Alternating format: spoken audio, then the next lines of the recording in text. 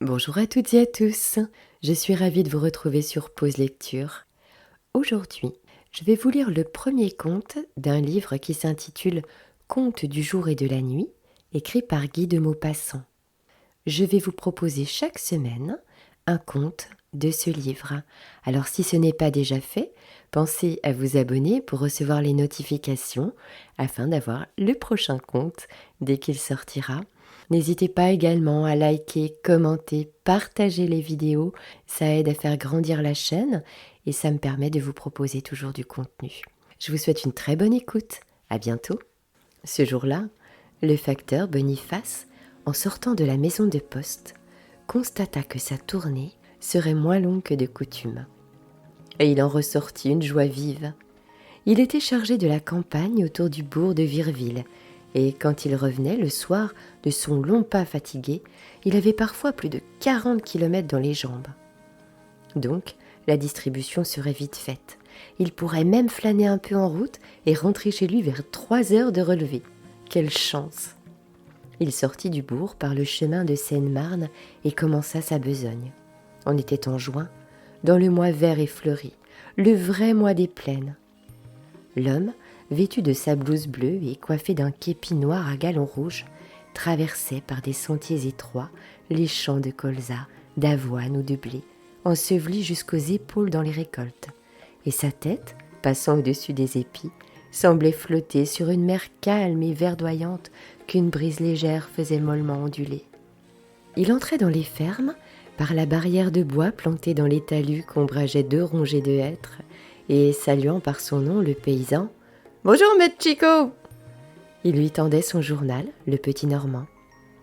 Le fermier essuyait sa main à son fond de culotte, recevait la feuille de papier et la glissait dans sa poche pour la lire à son aise après le repas de midi. Le chien, logé dans un baril, au pied d'un pommier penchant, jappait avec fureur en tirant sa chaîne.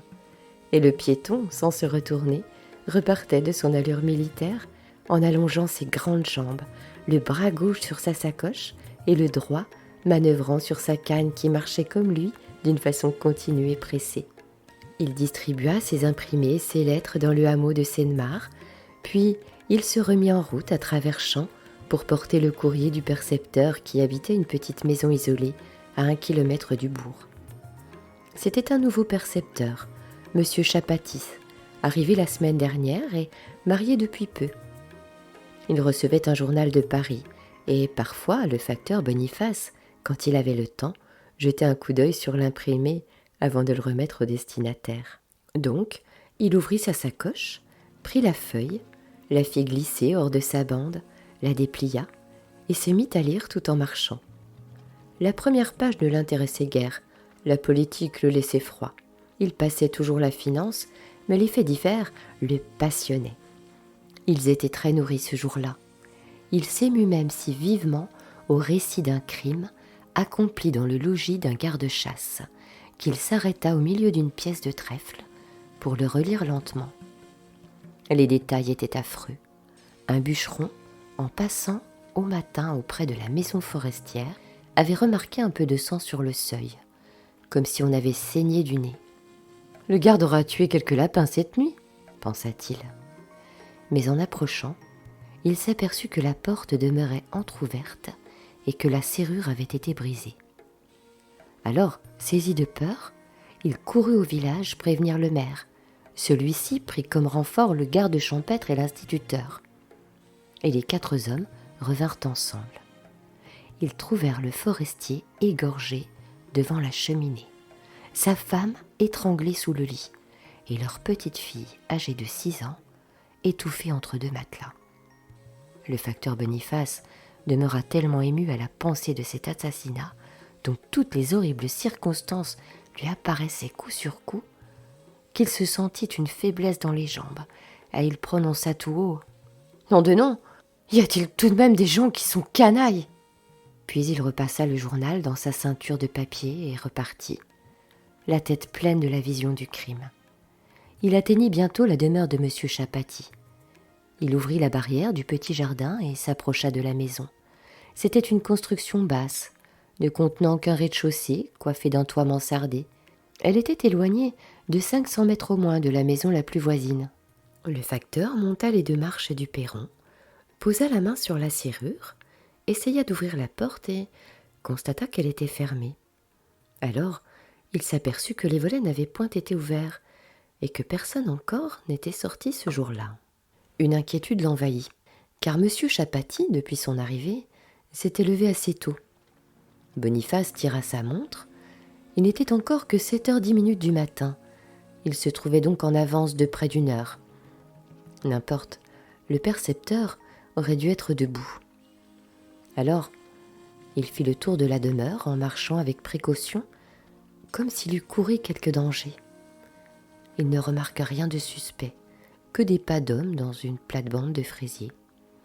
Mais tout à coup, il demeura immobile, perclus d'angoisse. En passant devant une fenêtre, on gémissait dans la maison.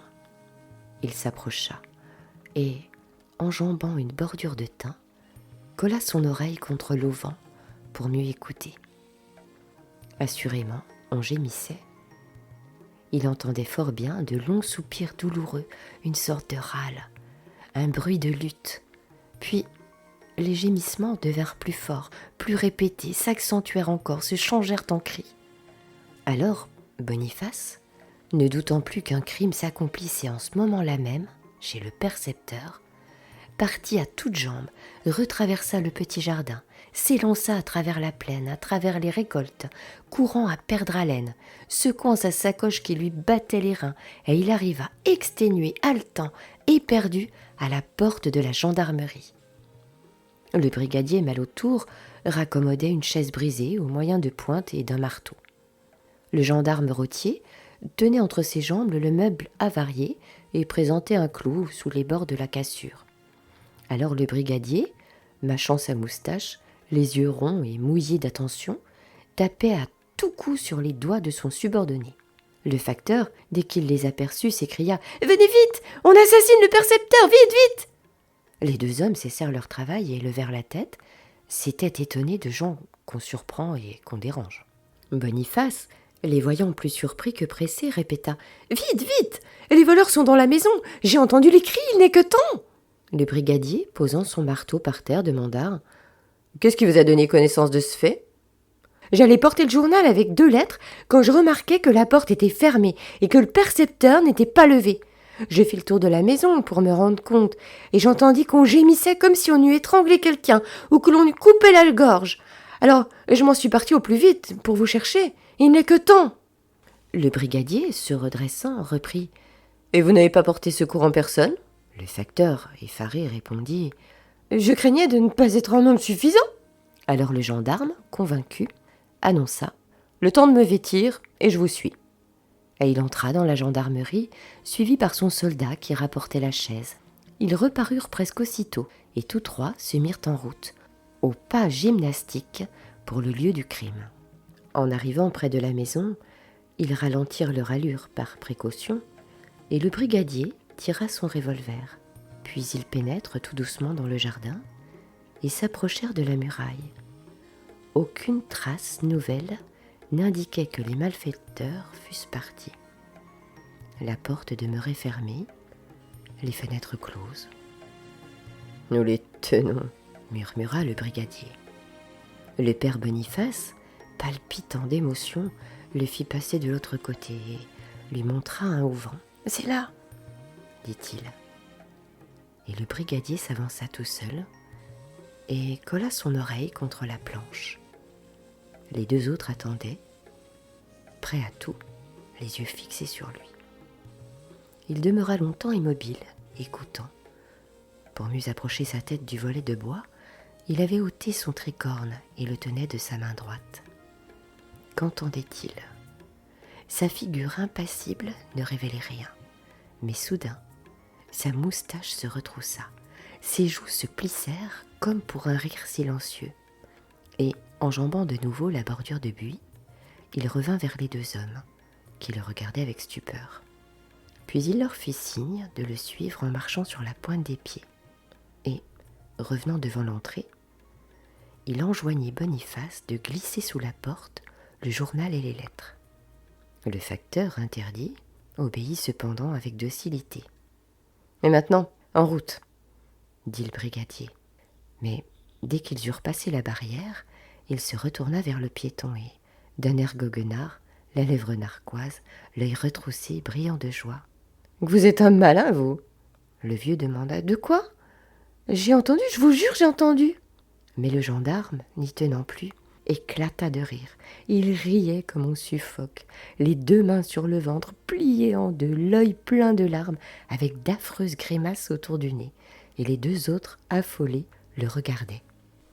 Mais, comme il ne pouvait parler, ni cesser de rire, ni faire comprendre ce qu'il avait, il fit un geste populaire et polisson.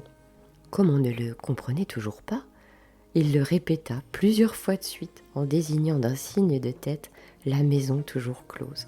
Et son soldat, comprenant brusquement à son tour, éclata d'une gaieté formidable. Le vieux demeurait stupide entre ces deux hommes qui se tordaient.